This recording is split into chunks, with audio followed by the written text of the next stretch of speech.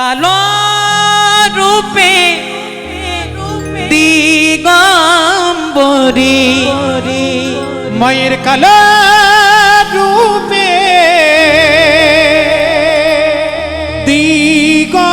দিগম্বরী মায়ের কালো রূপে দিগম্বরী মায়ের কালো রূপে দিগম্বরী হৃদি পদ করে মোরালো রে শ্যামা শ্যামা মা কি আমার কালো শ্যামা কখনো সে তো কখনো পিতা কখন নীল লোহিত রে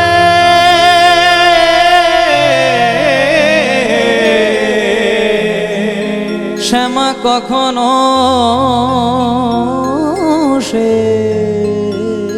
তো কখনো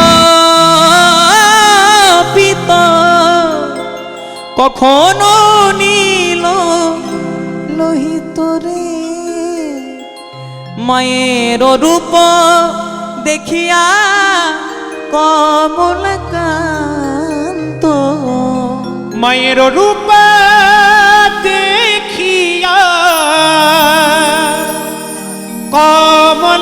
কমলাকান্ত মায়ের রূপ দেখিয়া কমলকান্ত মায়ের রূপ দেখিয়া কমলাকান্ত সহজে পাগল হলো রে শ্যামা শ্যামা মা কি আমার কালো শ্যামা মা কি আমার কালো সবাই বলে মাকে কালো কিন্তু আমার চোখের মনি কালো বলে আমি মাকে বলি কালী কালো নয় কালো নয় কালো নয় যে হবে কালো সে কি করে করবে জগতালো কৈলাস পর্বতে অতি মনোহরে বসে আছে ভব ভোলা ও যার মুখে রাম নাম জপে অবিরাম গলাতে হাড়েরও মালা জগতের মধ্যে তিনজন বৈষ্ণবের নাম আমরা সর্বশ্রেষ্ঠ জায়গায় পাই তিনজন ভগবানের নাম কে কে একজনের নাম ব্রহ্মা একজনের নাম বিষ্ণু আর আরেকজনের কি নাম মহেশ্বর কিন্তু ভোলানাথ এত বড় দেবতা জগতের সর্বশ্রেষ্ঠ বৈষ্ণব পঞ্চবদন যার তাহলে ভোলানাথ বসে বসে রাম নাম কেন জপ করছে ভোলানাথও ভগবান রামও ভগবান তাহলে ভোলানাথ রামের নাম কেন জপ করছে শাস্ত্র মতে শিবের গুরু রাম আর রামের গুরু শিব এর রিলেশন আপনি ত্রিজগতে কোথাও পাবেন না জয় রাধে এবার শিবের গুরু রাম রামের গুরু শিব হলো কি করে খুব মন দিয়ে শুনবেন পঞ্চবটি বনে রাবণ রাজা প্রিয়তমা পত্নী সীতাকে হরণ করে নিয়ে চলে গেছে আর সীতার বিরহে রাম কেঁদে কেঁদে বলছে সীতা জ্ঞান সীতা ধ্যান সীতা চিন্তামণি সীতা ছাড়া আমি যেন মনি হারা ফনি আর রাম যখন কাঁদছে শিবের গুরু রাম তাই রাম যখন কাঁদছে রামের দুঃখ দেখে আজকে কৈলাস পর্বতে বসে বসে ভোলানাথও কাঁদছে আর সেটা লক্ষ্য করছে কিনা শিবের স্ত্রী পার্বতী পার্বতী হঠাৎ লক্ষ্য করলো শিবের দক্ষিণ নয়ন মানে ভোলানাথের ডান চোখ দিয়ে জল গড়িয়ে গড়িয়ে পড়ছে দেখা মাত্র ভোলানাথকে বলছে প্রভু তুমি তো ভবম ভোলা মহাদেব তুমি তো নিত্য নিত্য আনন্দে থাকো তুমি তো কোনোদিনও দুঃখে থাকো না তাহলে আজকে তোমার ডান চোখ দিয়ে জল কেন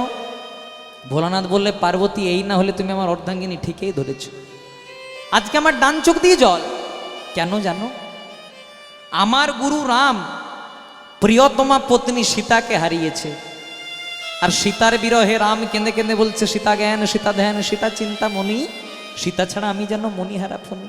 আর রাম তো আমার গুরু, আমি আমার গুরুদেবকে আমার দক্ষিণ দিকটি মানে ডান দিকটি সমর্পণ করেছি, তাই রাম যখন কাঁদছে আমারও ডান চোখ দিয়ে জল গড়িয়ে গড়িয়ে পড়ছে। তখন পার্বতী বলছে, হ্যাঁ গো প্রভু, রাম যে তোমার গুরু, কই তুমি তোমাকে আগে বলো নাই? বলছে কেন?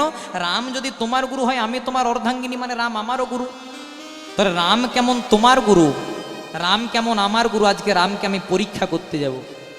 যাওয়ার সময় ভোলানাথ বারবার করে বললেন, দেখো পার্বতী, ও আমার গুরু রাম, ওকে পরীক্ষা করতে যেও না। কিন্তু পার্বতী মানলো না, করলো কি? রামকে পরীক্ষা করার জন্য সীতাকে রাবণ রাজা হরণ করে নিয়ে চলে গেছিল, কিন্তু পার্বতী নকল সীতা সাজলো, একদম হুবহু সীতার মতো সেজেছে। তারপর যেখানে রামচন্দ্র কাঁদছিল হাত দুটিকে জোড় করে দাঁড়িয়ে দিয়েছে। প্রথমেই দেখতে পেল কে? রামের ভাই লক্ষণ। লক্ষণ দেখতে পেয়ে রামকে বলছে, দাদা আর কেঁদো না, আমাদের বৌদি ফিরে চলে এসেছে। রামচন্দ্র একটা কথাও বললেন না, প্রথমে আপাদমস্তক নিরীক্ষণ করলেন, মানে পা থেকে মাথা পর্যন্ত দেখলেন। দেখার পর হাত দুটিকে জোড় করে বলছে, মাগো জানো কি, মাগো জানো কি, ডু ইউ নো, তুমি কি জানো কোথায় আছে মোর জানো কি? তখন পার্বতী বলছে, কেন প্রভু, এই তো আমি তোমার জানো কি, এই তো আমি তোমার সাথে। ছি ছি ছি ছি মা, এমন কথা বলতে নেই, তুমি আমার গুরুপত্নী পার্বতী, আজকে তুমি আমাকে পরীক্ষা করার জন্য এসেছো। বলছে বুঝলে কি করে? বলছে সবাইকে ফাঁকি দেওয়া যায়, আমাকে কি ফাঁকি দেওয়া যায়? বলছে বুঝলে কি করে? বলছে কি করে বুঝলাম জানো? তুমি সীতা সাজার জন্য সব জায়গাটা ঢেকে নিয়েছো, মাথা থেকে পা পর্যন্ত সবটা ঢেকে নিলে কি হবে? তোমার তৃতীয় নয়নটি যে জল জল করছে মা। পার্বতীর কটি নয়ন, সীতার কটি নয়ন? দুটি। তাই সীতার দুটি নয়ন, তোমার তিনটি নয়ন। সীতা সাজার জন্য সব জায়গাটা ঢেকে নিয়েছো, তোমার তৃতীয় নয়নটি এখনো জল জল করছে। কথা দিলাম আজকে তোমার মনে বিষ্ণু প্রেম জাগরিত হলো। এ যুগে আমি মর্যাদা পুরুষোত্তম শ্রীরামচন্দ্র, আমি সীতার বাবাকে কথা দিয়েছি, আপনার মেয়ে বাদে আমি কাউকে কুনজরে তাকাবো না। তাই তোমার মনে যেহেতু বিষ্ণু প্রেম জাগরিত হলো, এ যুগে তোমার মনোবাসনা পূর্ণ করতে পারলাম না, এরপরে হবে আমার দাপর যুগ। এ যুগে আমি মর্যাদা পুরুষোত্তম রামচন্দ্র, এরপরে হবে আমি লীলা পুরুষোত্তম শ্রীকৃষ্ণ। আমি যখন বৃন্দাবনে লীলা করব, তুমি ছাড়া আমার লীলা হবে না, তোমার নাম হবে পূর্ণমাসী যোগমায়া। তাহলে যদি শিবের গুরু রাম হয়, তাহলে শিষ্য কার নাম জপ করবে? গুরুর নাম। তাই শিব বলছে, ও যার মুখে নাম না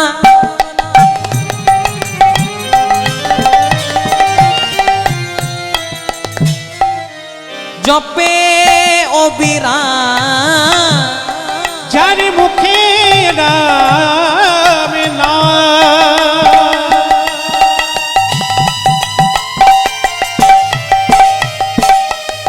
জপে অবিরাম, তার গলাতে হাড়ের মালা, গলাতে হাড়ের মালা। যার মুখে রাম নাম জপে অবিরাম, গলাতে হরির মালা, গলাতে হরির মালা। তাই যেই হর সেই তো হরি, যেই হর সেই তো করি, তাই যেই হর সেই তো হরি। যেই হার সেই তো হরি, একবার বদন ভরে সবাই বলো হরি হরি।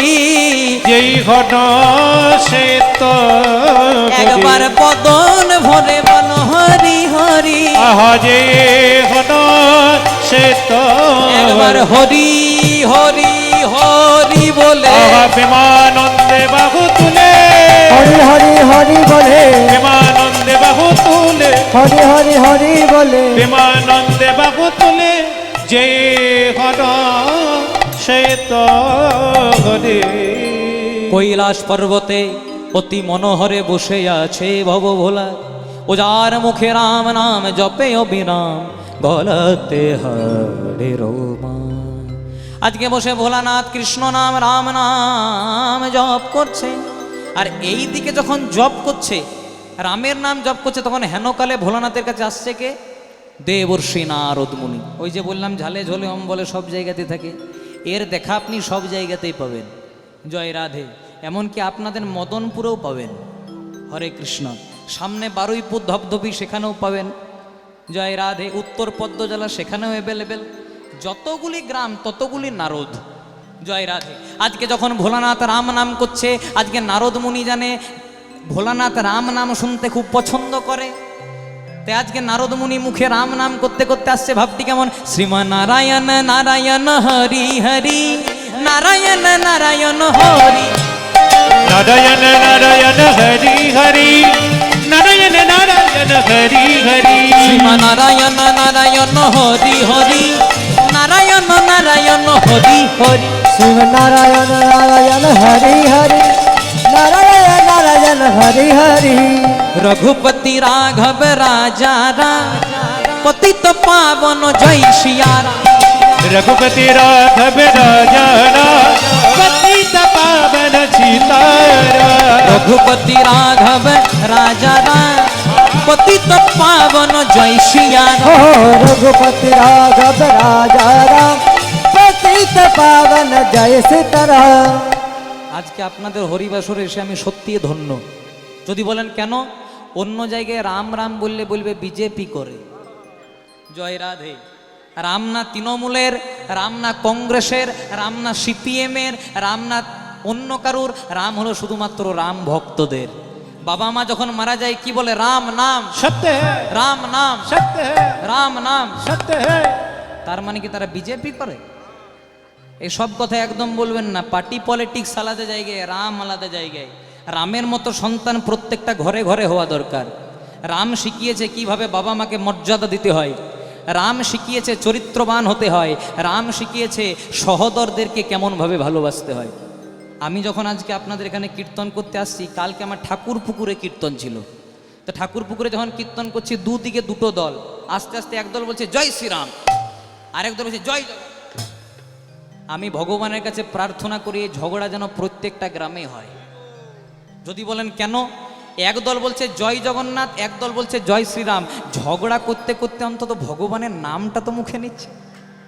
জয় রাধে, এটাই তো আমাদের চাওয়া। সবাই মিলে গাইব মঙ্গল বল ভয় রাজা রাম, পতিত পাবন জয় শ্রিয়া। मंगल भय बल राजा राम, पतित पावन सीताराम। दशरथ नंदन जय श्रिया राम, पतित पावन जय श्रिया।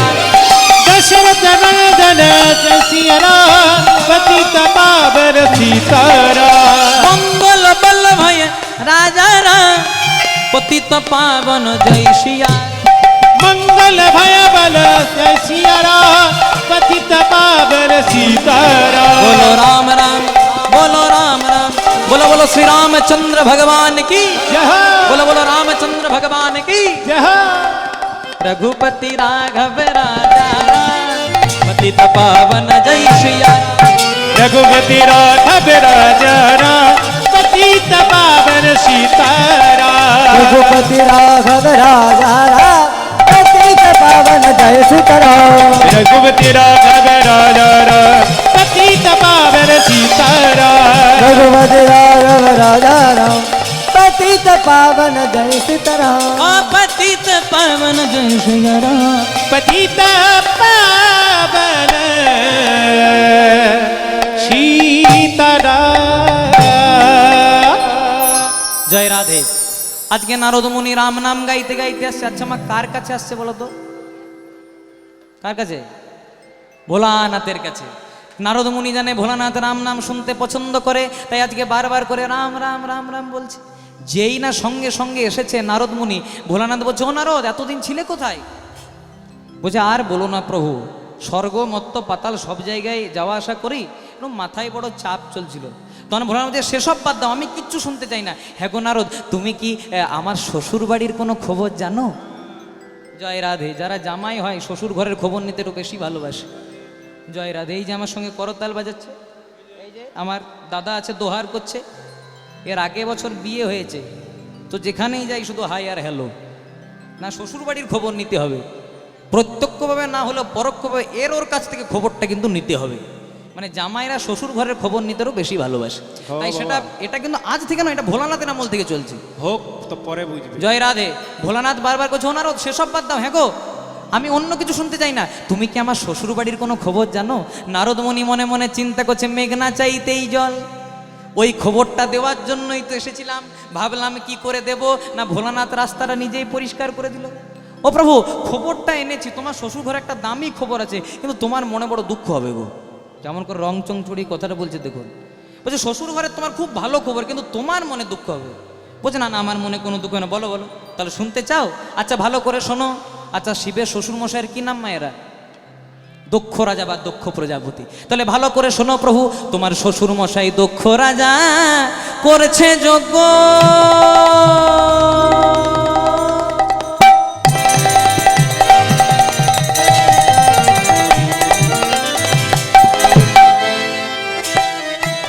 শান্তি পাওয়ার আসে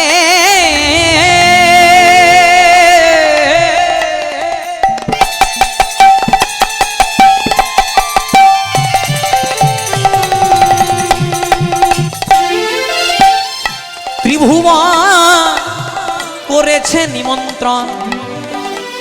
তখন ভোলানাথ বলছে হ্যাঁ গো, বলছিলে যে খারাপ খবর, ভালোই তো খবর। আমার শ্বশুর ঘরে যজ্ঞ হচ্ছে শান্তি পাওয়ার জন্য, ত্রিভুবন নিমন্ত্রণ করছে, ভালোই তো খবর। তখন নারদ বলছে দাঁড়াও, এই জায়গাতে আসল গন্ডগোলটা আছে। বলে ত্রিভুবন করেছে নিমন্ত্রণ।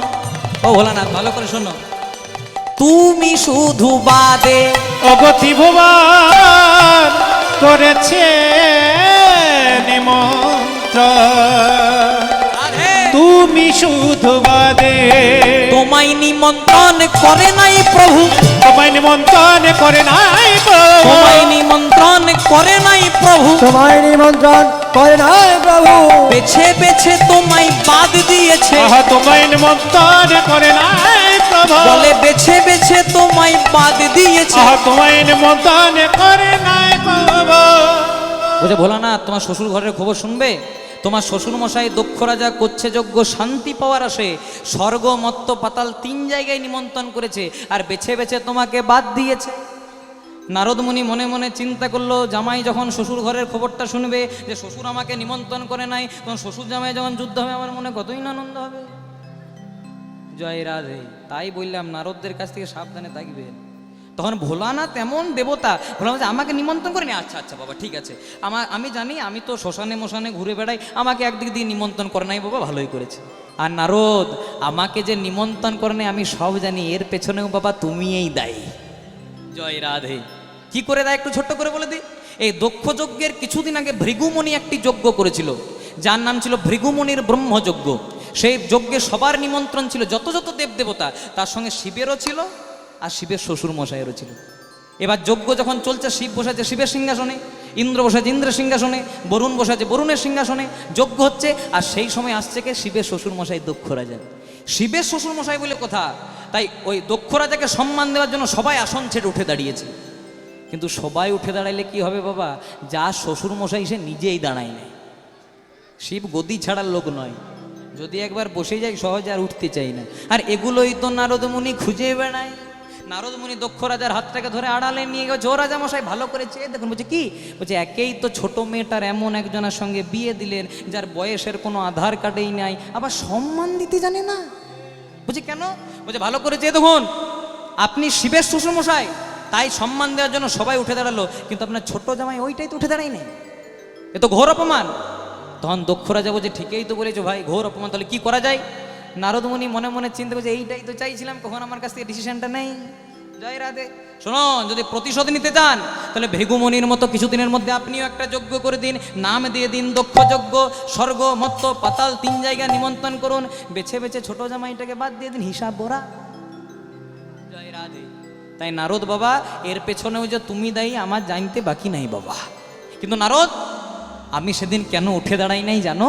আমার শ্বশুর মশাই যখন এলো, সবাই যখন উঠে দাঁড়ালো, যত যত দেবদেবতা, তখন স্বর্গ মত্ত পাতাল টল টল টল টল করে কাঁপছিল। আমি একাই ধরলক্ষণের মতো ধরেছিলাম, আমিও যদি উঠে দিতাম সব যা হওয়ার হয়ে যেত। তাই নারদ যা করেছো করেছো বাবা, আমাকে বলেছো বলেছো, আমার দুঃখ নাই। কিন্তু আমার ঘরের মধ্যে যে হোম মিনিস্টার আছে, হোম মিনিস্টার মানে জয় রাধে, খুব ভালোই জানেন আপনারা। আচ্ছা একটা ছোট্ট কথা বলি, আচ্ছা বলুন তো স্ত্রীকে ইংরেজিতে কি বলে? এই দেখুন সব জানে গো, ওয়াইফের বানান কি? হ্যাঁ, এর একটা খুব সুন্দর মানে আছে, যদি বলেন তো বলি। বলবো? ডাব্লুতে হয় উইদাউট, আইএ হয় ইনফরমেশন, এফে হয় ফাইট, আর ইয়ে হয় এভরি টাইম, মানে যে বিনা কারণে সবসময় স্বামীর সঙ্গে ঝগড়া করে। না আপনারা খুব ভালো, বেকার এইদিকে ভোটটা বাড়াইলে পরের বছর আমার ভোট কমে যাবে। মায়েদেরকে অল্প শান্ত রাখতে হবে। জয় রাধে। তাই হয়েছে কি, যা করেছো করেছো বাবা, আমার কানে খবরটি দিয়েছো, কিন্তু শোনোই ওগো নারদ মুনি, আমার ঘরের মধ্যে যে আমার ঘরণী আছে, তোমার বলি কানে কানে গো, বলি কানে কানে। শোনো যোগে নারদ মুনি, তোমায় বলি কানে কানে গো, বলি কানে কানে।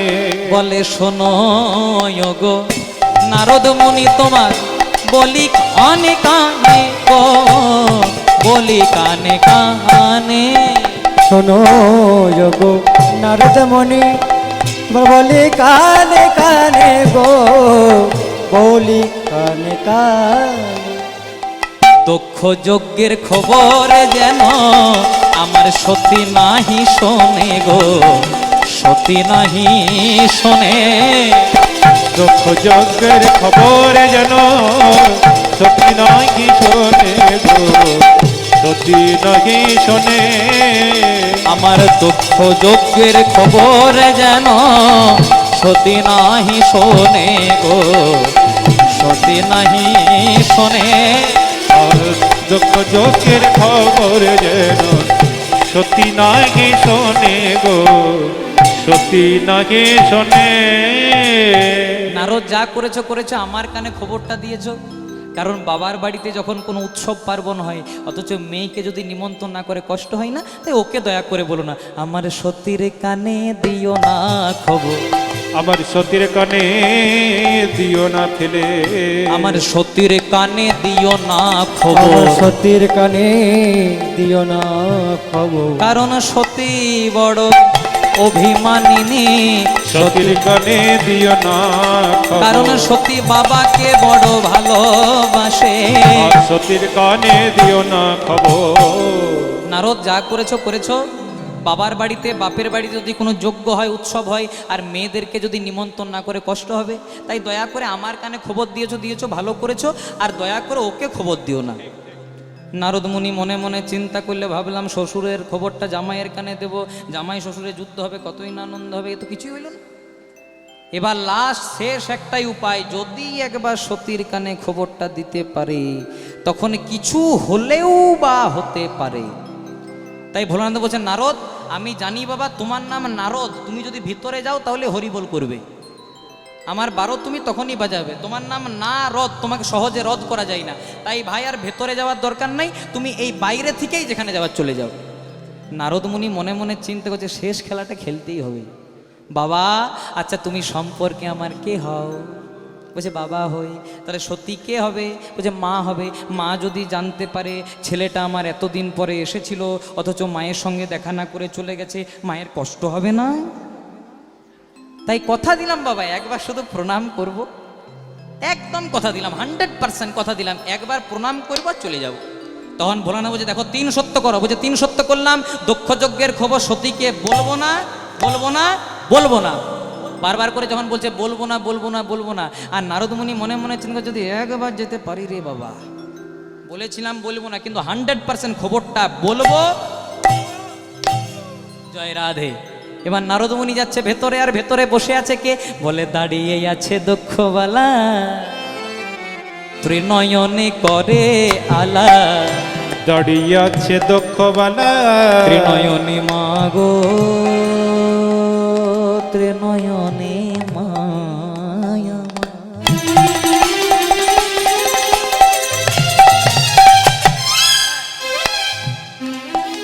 ত্রিনয়নে মায়া মারা মারা মা।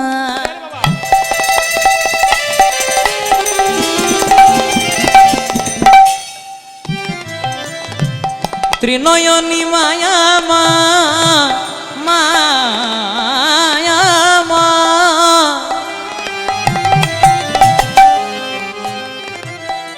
মায়া মা,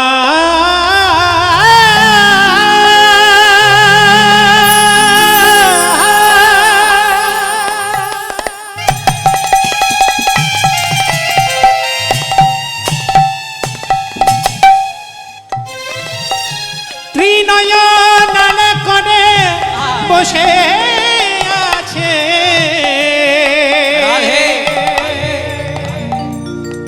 মায়ামা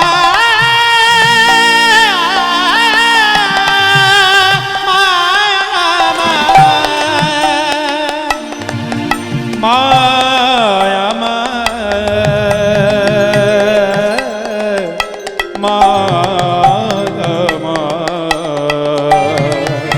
মায়ামা মায়ামা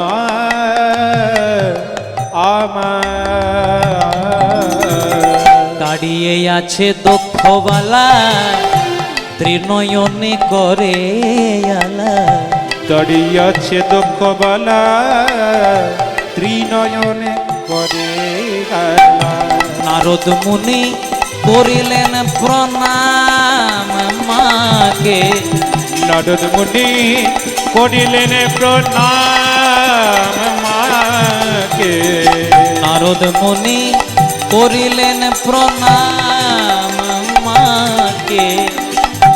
নারদ মুনি করিলেন প্রণাম মাকে। শঙ্কর শঙ্করী উমা অসুর না শিনি সেবা। শঙ্কর শঙ্করী উমা অসুর না শিনি শ্যামা। আমার শঙ্কর শঙ্করী উমা অসুর না শিনি শ্যামা। শঙ্কর শঙ্করী উমা অসুর না শিনি শ্যামা। পূর্ণ কর মনের মনস্কাম মাগো। পূর্ণ কর মনের মনস্কার। পূর্ণ করো মনের মনস্কামগো। আমায় হরি ভক্তি দাও মা। আমায় হরি ভক্তি দাও মা। আমায় হরি ভক্তি দাও মা। আমায় হরি ভক্তি দাও মা। যেন বদনে ভরে নাম গাইতে পারি। হরি ভক্তি দাও মা। যেন বদনে ভরে নাম গাইতে পারি। হরি ভক্তি দাও মা। একবার হরি হরি হরি প্রেমানন্দে বাহু তুলে। হরি হরি হরি বলে। প্রেমানন্দে বাহু তুলে। হরি হরি হরি বলে। প্রেমানন্দে বাহু তুলে। হরি হরি হরি বলে। প্রেমানন্দে বাহু তুলে। পূর্ণ ভক্তি দাও মা। দাঁড়িয়ে আছে দক্ষবালা ত্রিনয়নে করে আলা। নারদ মুনি করিলেন প্রণাম। শঙ্কর শঙ্করী উমায় অসুর না শিনি শ্যামা। পূর্ণ কর মনের মনস্কার। যেই না নারদ মুনি লম্বা লম্বি প্রণাম করেছে, প্রণাম মা। আর যেই না প্রণাম করেছে সতী কিচ্ছু প্রশ্ন করে নাই। প্রথমে বলছে, ও নারদ তুমি তো স্বর্গমত্ত পাতাল সব জায়গায় যাওয়া আসা করো, আমার বাপের বাড়ির কোনো খবর জানো? তখন নারদ মুনি মনে মনে চিন্তা করছে, এখানেও মেঘনা চাইতেই যায়। ভাবলাম কি করে বলবো, কিন্তু তার আগে রাস্তা পরিষ্কার করেছে। মা তোমাকে তোমার বাপের বাড়ির খবর দেওয়ার জন্য এসেছিলাম, কিন্তু জানো প্রথমে দেখা হয়েছিল তোমার স্বামীর সঙ্গে, শিবের সঙ্গে। শিবকে খবরটা দিয়েছে, শিব বলে যদি সতীকে বলিস তাহলে ত্রিশূল করে বধ করে দেবো। এমনি বলেছিল। জয় রাধে। কেমন রং চং চড়িয়ে কথা বলতে পারে দেখুন। ভোলানাথ বারবার করে হাত দুটিকে জোড় করে বলেছিল, দেখো নারদ দক্ষ যজ্ঞের খবর সতীকে বলো না, আমি তোমার কাছে হাত জোড় করে বলি। আর নারদ মুনি এসে পারবো যে তোমার স্বামী বলেছে যদি খবরটা দাও তাহলে ত্রিশূলে করে বধ করে দেবো। তখন আজকে সতীমা বলছে, শোনো তোমার বাবা বলেছে তোমাকে ত্রিশূলে করে বধ করে দেবো, আর আমাকে যদি খবরটা না দাও আমার আরেক নাম চণ্ডী, তোমাকে আমি এমন অভিশাপ দেবো এই জায়গায় দাঁড়িয়ে দাঁড়িয়ে তুমি ভস্ম হয়ে যাবে। নারদ মুনি মনে মনে চিন্তা করলে, একদিকে শিবের রোষানল, অন্যদিকে চণ্ডীর কোপানল, তার চেয়ে বরং খবরটা দিয়ে বাবা দেখা না করে দৌড়ে পালিয়ে যায়। জয় রাধে। বলছে, মা শুনবে? তাহলে তোমার ভালো, তোমার যদি শুনতে চাও তাহলে তোমার বাবার বাড়ির খবরটা ভালো করে শোনো। তোমার বাবা দক্ষ রাজা করেছেন যজ্ঞ,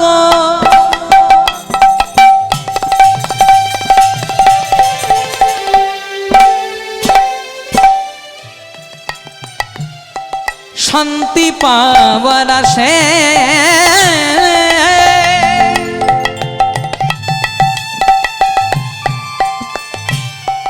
ত্রিভুবন করেছে নিমন্ত্রণ, তোমরা শুধু বাদে। দক্ষ রাজা করেছেন যজ্ঞ,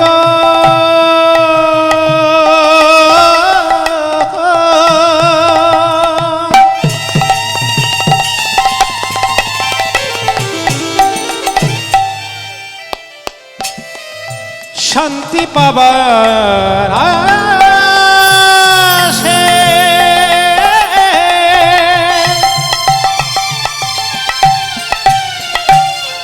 ত্রিভুবন করেছে নিমন্ত্রণ তোমরা শুধু বারে। তোমার বাপের বাড়ির খবর শুনবে মা। দক্ষ রাজা করেছে করেছে যোগ্য মা, তোমার বাবা শান্তি পাওয়ার আসে ত্রিভুবন করেছে নিমন্ত্রণ তোমরা শুধু বারে। তোমরা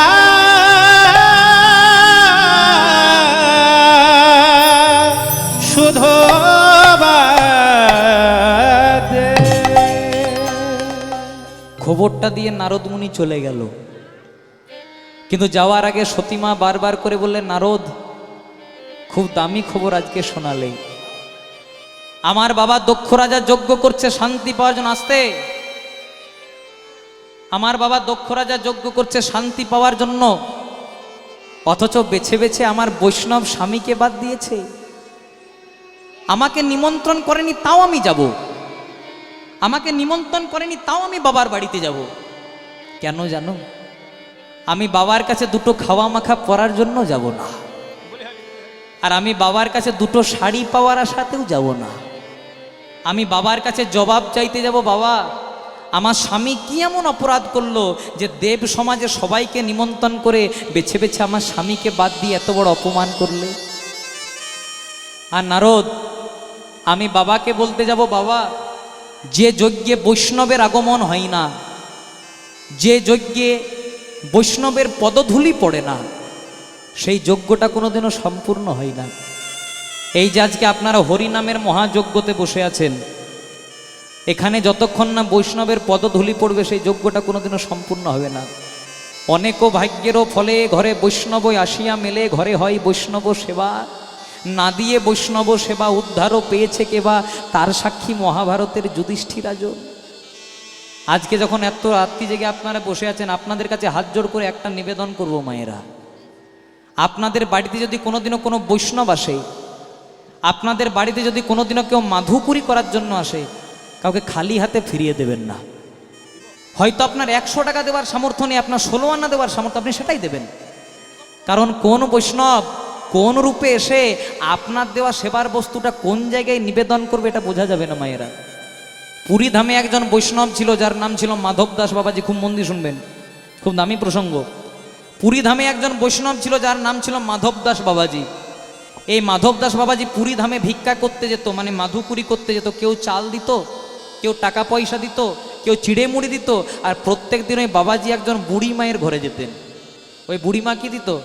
চালও দিত না, টাকা পয়সাও দিত না, চিড়ে মুড়িও দিত না, দিত শুধু গালি আর মন্দ। লজ্জা করে না? এই বয়সে অন্য কিছু করে খাতা থেকে ভিক্ষা করতে চলে এসছিস? সবাই বলা বলি করতো, হ্যাঁ বাবাজি, কেউ চাল দেয়, কেউ টাকা পয়সা দেয়, কেউ চিড়ে মুড়ি দেয়, এতেই তো দিব্যি চলে যায়। তাহলে ওই মায়ের ঘরে কেন যাও? ও তো শুধু গালি মন্দ দেয়। তখন বাবাজি বলতো, কিছু তো দেয়, গালি মন্দ হলেও দেয় তো, খালি হাতে তো আর ফেরাই না। তা প্রত্যেক দিনের মতো বাবাজি আজকেও ভিক্ষা করতে গেছে। কেউ চাল দিয়েছে, কেউ টাকা পয়সা দিয়েছে, কেউ চিড়ে মুড়ি দিয়েছে। এবার যেই না ওই মায়ের ঘরে যাবে, মা কি দিচ্ছে দেখুন ভালো করে। প্রত্যেক দিন গালি মন্দ দেয়, আর আজকে সকালবেলা একটা কাপড়ে গোবর জল দিয়ে ভালো করে ঘরটা মুছছিল। প্রত্যেক দিন গালি মন্দ দেয়, আর আজকে যেই না বৈষ্ণব এসেছে, ওই গোবর জল দেওয়া কাপড়টা বৈষ্ণবের দিকে ছুঁড়ে মেরেছে। বৈষ্ণব কি করেছে? একটা কথাও বলেনি। ওই কাপড়টাকে নিয়ে গিয়ে প্রথমে পুরীর সমুদ্রে ভালো করে ধৌত করেছে, মানে ধুইয়েছে। যখন কাপড়টা ভালো করে পুরীর সমুদ্রে ধোয়া হয়ে গেছে, তখন কাপড়টাকে রোদে শুকাতে দিয়েছে।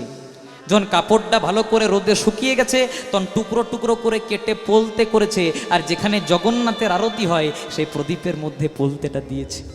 দিয়ে পরে বলছে, গো জগন্নাথ, জগতে কাহা বসি রই মুই ছাড়, এই যে পোলতেটা দান করলাম, এতে শুধু আমাকে কৃপা করো না, আমার বুড়ি মাকে তুমি কৃপা করো। হরি বল। বুড়ি মাকে তুমি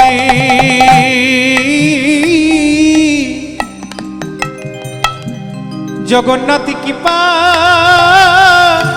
কর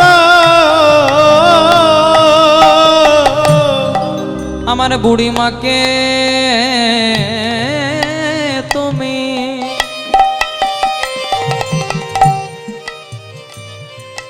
বুড়ি মাকে তুমি কৃপা করো বুড়ি মাকে তুমি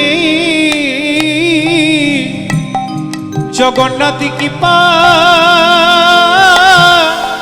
কর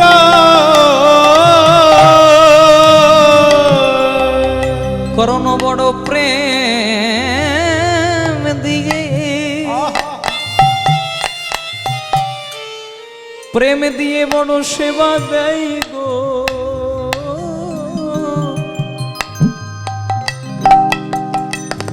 বুড়ি মাকে তুমি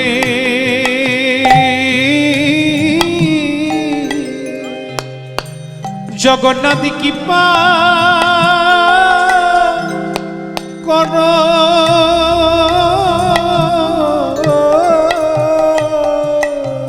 কারণ বড় প্রেম দিয়ে প্রেম দিয়ে তোমায় সেবা দেয় গো ওগো জগন্নাথ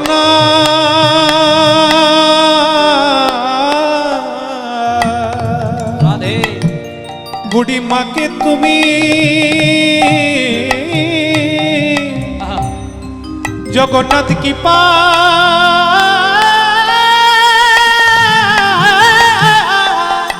কৃপা কর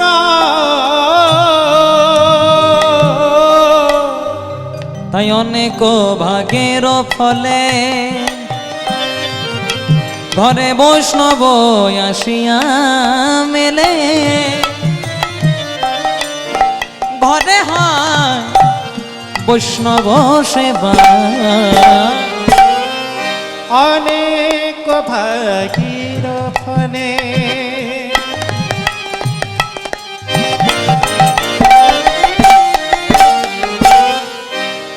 বৈষ্ণবায়াসিয়া মিলে আস্তে ঘরে গায় বৈষ্ণব রাধে। সেবা আমি নাম করছি না, এতগুলো সোশ্যাল মিডিয়া চলছে তো আমার নাম করা উচিত নয়, কারণ এটা সমালোচনার মঞ্চ নয়। কেউ যদি সমালোচনা করে আমার আমার আমার গুরুদেবের কোনো দিনও আদেশ নেই যে তার নিয়ে সমালোচনা করব। কিন্তু আমার কানে একটা কথা আজকে ভেসে এলো বলে আজকে না বললেই নয়। আমার আগে যিনি কীর্তন গাইছিলেন তার সঙ্গে আমার কীর্তনে দেখা হয়েছিল 3-4 দিন আগে, আবার আরেকটা জায়গায়, আবার আজকে দেখা হয়েছে। জয় রাধে। আমাদের কীর্তনিয়াদের সঙ্গে কীর্তনিয়াদের ভালোবাসা না হলে একটা মিষ্টি ফাইট সবসময় লেগে থাকে। আমি না করলেও কোনো না কোনো তরফ থেকে আমার সাথে চলে আসে। জয় রাধে। তা তিনি একটা খুব সুন্দর কথা বলছিলেন, আমাকে মানে ইঙ্গিত করেই বললেন, আমার শুনতে খুব ভালো লাগলো যে আমার নিয়েও এত কেউ ভাবে, এগুলো শুনলেও ভালো লাগে। বলছে গলা ভালো হলে হবে না, পদাবলী গাইতে হবে। জয় রাধে। তো প্রথম থেকে আমি কি গাইছি যদি থাকতো তাহলে বলতাম যে এটা কি। জয় রাধে। ওই ছোটার আসন নিয়ে বড় বড় ফুটানি মেরে যাওয়াটাকে কেদারত্ব বলে না। নটার আসরে আমি হাউসফুল শো দেখাই, তার জন্য আমাকে ডেকে আনে লোকে। অনেক ভাগের ফলে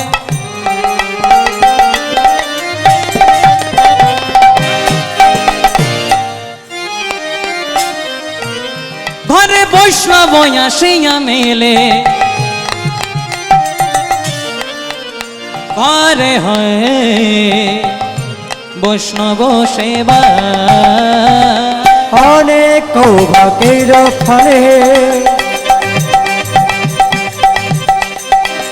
বৈষ্ণব আসিয়া মেলে ঘরে হয় বৈষ্ণব সেবা। হরে কৃষ্ণ কৃষ্ণ কৃষ্ণ হরে হরে, হরে রাম রাম রাম হরে হরে। উলুধ্বনি হয়। হরে কৃষ্ণ কৃষ্ণ কৃষ্ণ হরে হরে, হরে রাম রাম রাম হরে হরে। হরে কৃষ্ণ কৃষ্ণ কৃষ্ণ হরে হরে হরে রাম রাম রাম হরে হরে बोलो राधे कृष्ण बोलो राधे कृष्ण बोलो राधे कृष्ण बोलो राधे राधे बोलो राधे कृष्ण बोलो राधे कृष्ण बोलो राधे कृष्ण बोलो राधे राधे बोलो राधे कृष्ण बोलो राधे कृष्ण बोलो राधे कृष्ण बोलो राधे कृष्ण बोलो राधे राधे राधे बोलो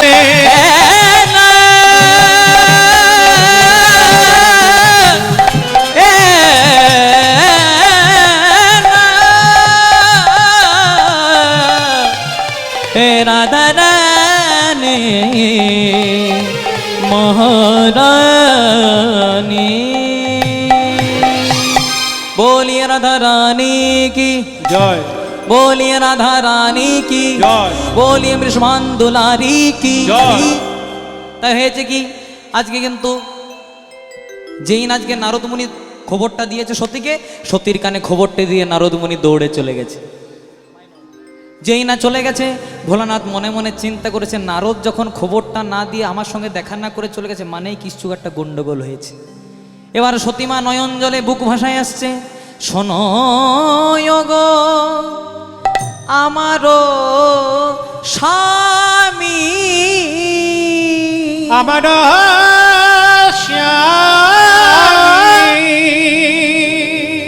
তোমার চরণে আমি করি নিবেদন করি নিবেদন পিতার গৃহে যাব আমি, আমায় দাও গো বচন আমায় দায়ঙ্গ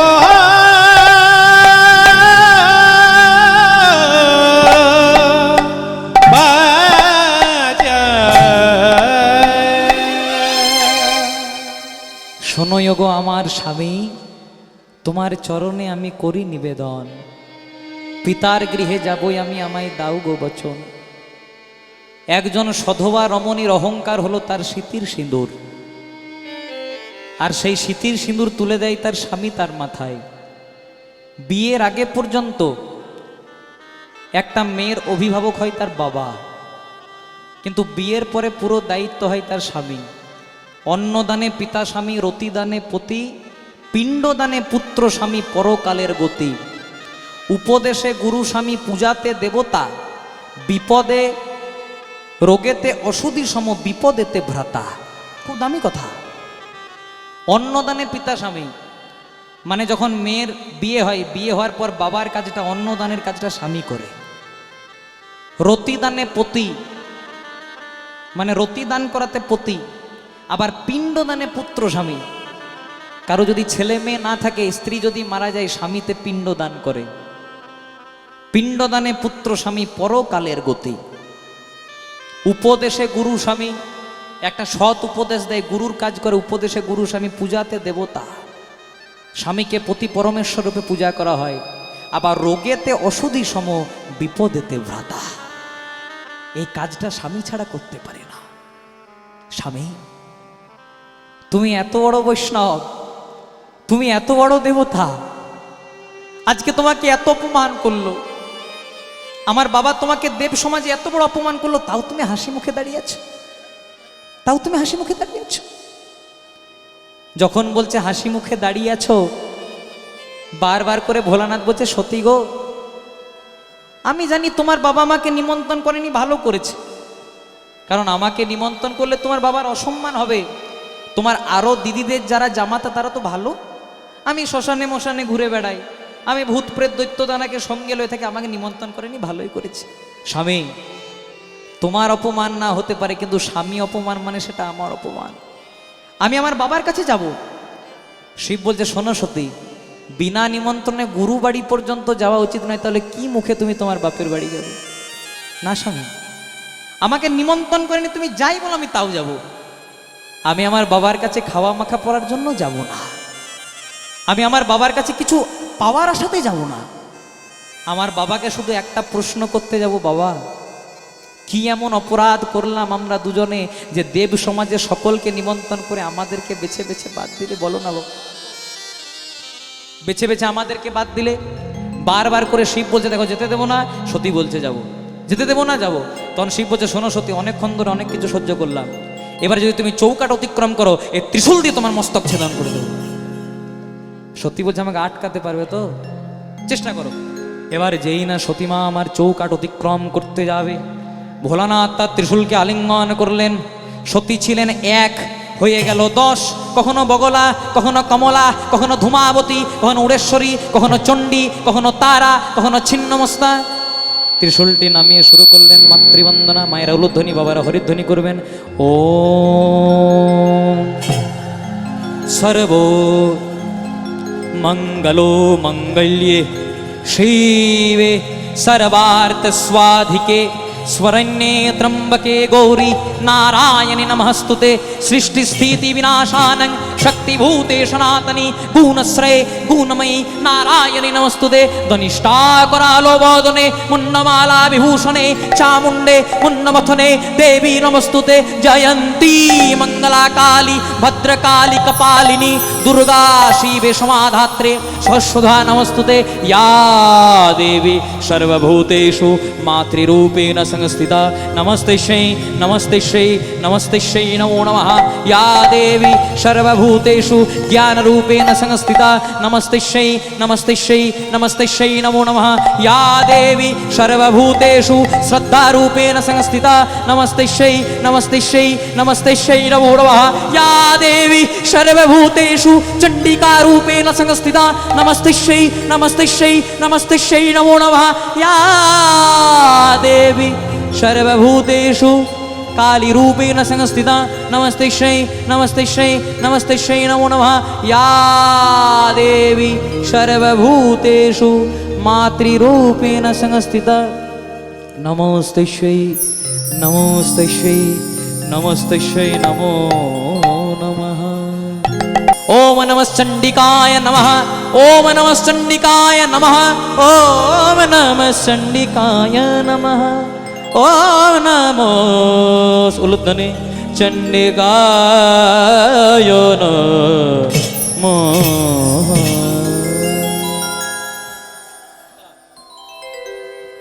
যেই না 10 মহাবিদ্যা রূপ ধারণ করেছে, শিব বলছে বাবা তোমার অঙ্গে যে এত রূপ ছিল তো আমি আগে জানতাম না, তো আগেই দেখিয়ে দিতে পারতে তাহলে আর বাধাই দিতাম না। এবার তাহলে চলো চলো তুমি বরং চলো আমি তোমাকে ছেড়ে দিয়ে আসি। বলছে না না না আমাকে ছেড়ে দিয়ে আসতে হবে না, কিন্তু স্বামী এতদিন পরে যাব, আমার যারা দিদিরা আছে দামি দামি রাজ অলঙ্কার পরবে, রাজ বস্ত্র পরবে, আমাকে কিছু দাও। তখন ভোলানাথ বলছে ভালো করে আমার দিকে চেয়ে দেখো, তুমি হলে রাজ দুলালি আর আমি হলাম দিন ভিখারি, তুমি রাজার মেয়ে গো, আর আমি যে দিন ভিখারি, আমি শ্মশানে মশানে ঘুরে বেড়াই, তোমাকে যে দেওয়ার মতো আমার কিছু নাই। তখন চণ্ডীদাস ঠাকুর এক পাশে পদাবলী লিখছেন, বলে তৈল বিনায় আমার মস্তকেতে জটা, মানে তেল না মাখতে পেয়ে মাথায় জটা হয়ে গেছে। আবার অন্যভাবে খাই সিদ্ধি বাটা, ভালো খাবার নাই তাই সিদ্ধি খেয়ে থাকি। আবার বসনের অভাবে আমার বাঘ ছালাটা, ভালো বসন নাই তাই বাঘের ছাল পরেছি। কোথায় পাবো বলো সোনা দানা, ও গো আমার প্রাণের সতী সতে, ও গো আমার প্রাণের সাথী, তৈল বিনায় আমার আমার আমার আমার আমার।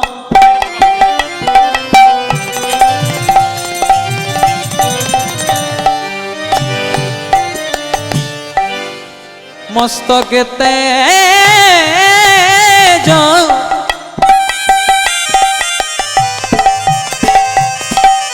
অন্যভাবে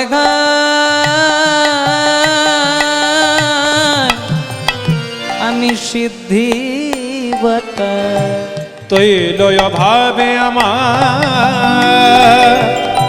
মস্তকে জটা।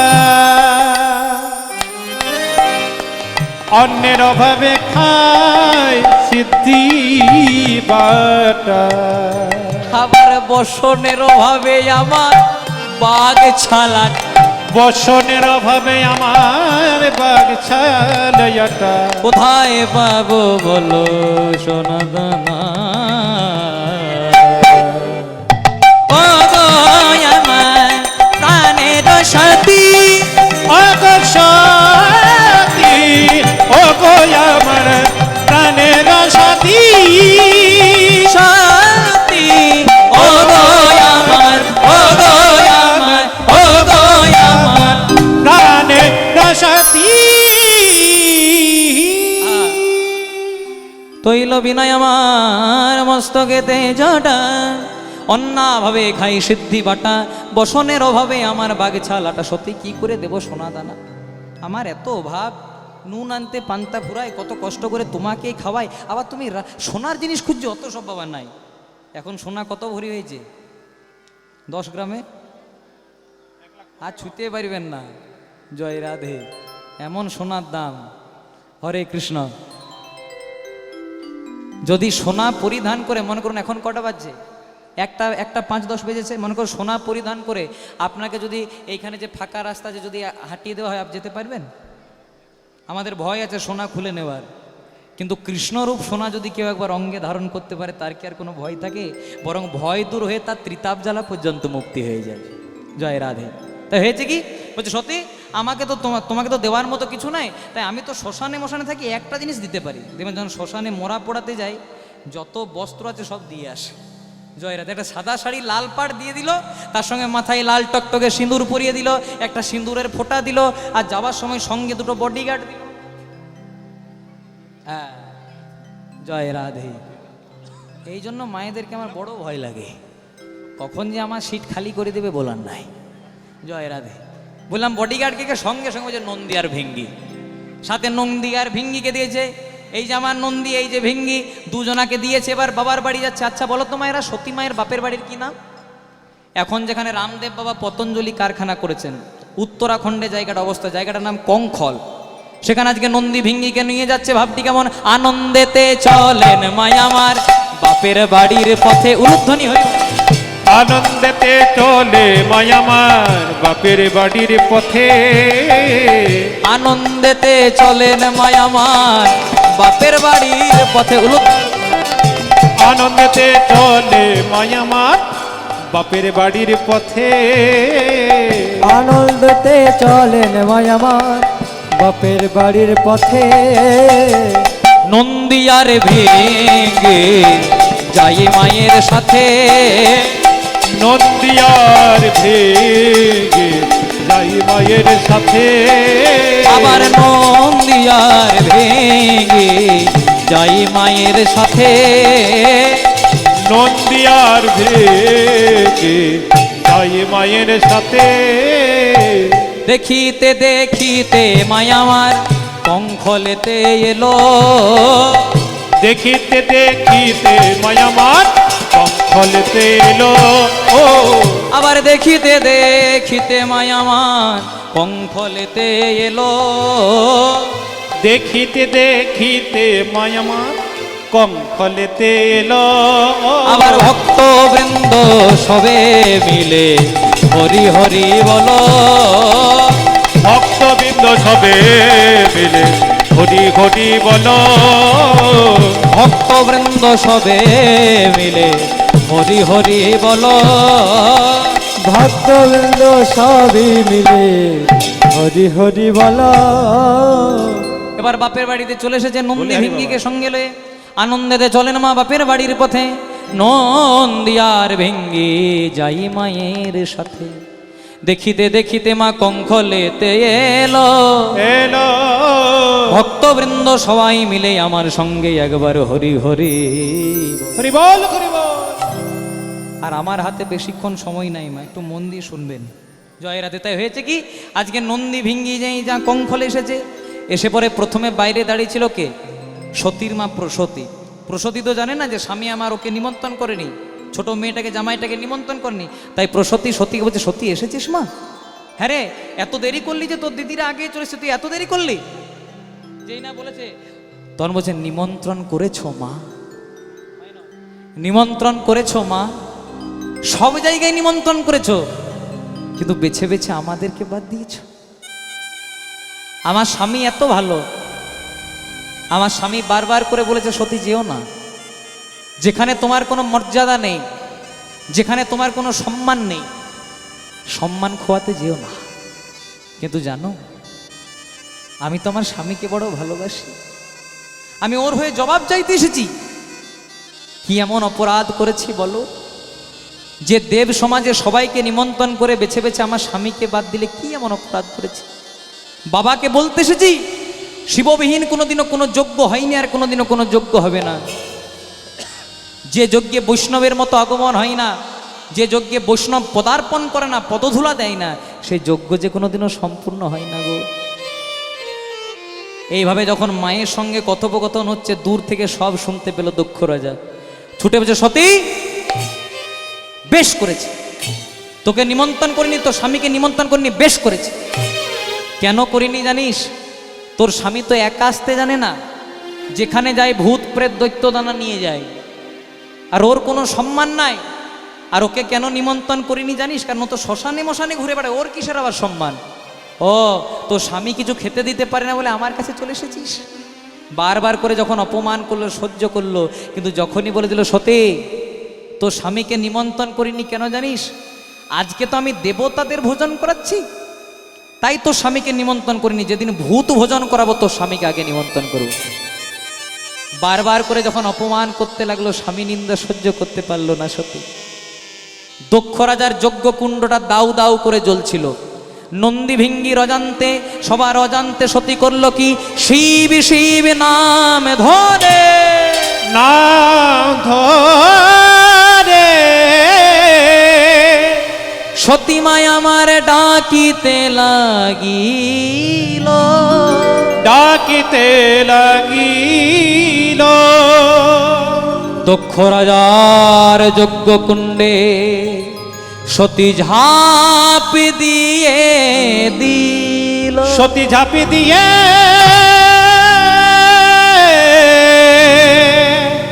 দিল।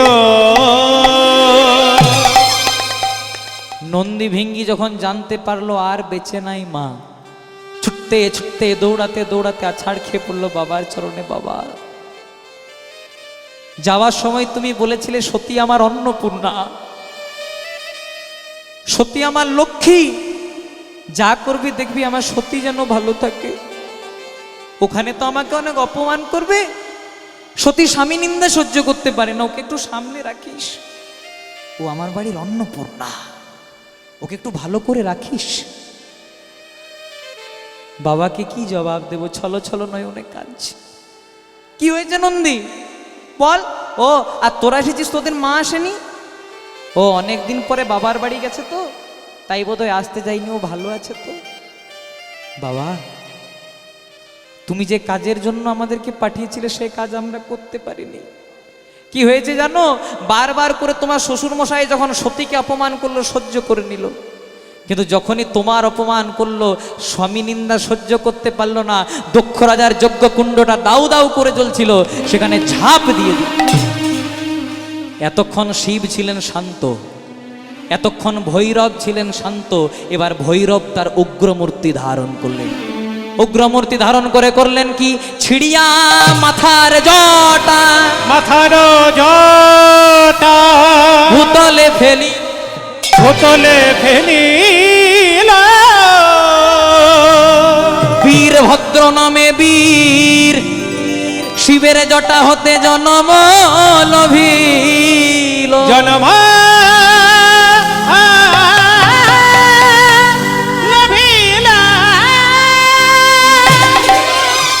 যেই না এক টুকরো জটাকে নিয়ে মাটিতে পতিত করলেন, সেখান থেকে জন্মগ্রহণ করলো একজন দৈত্য, যার নাম বীর।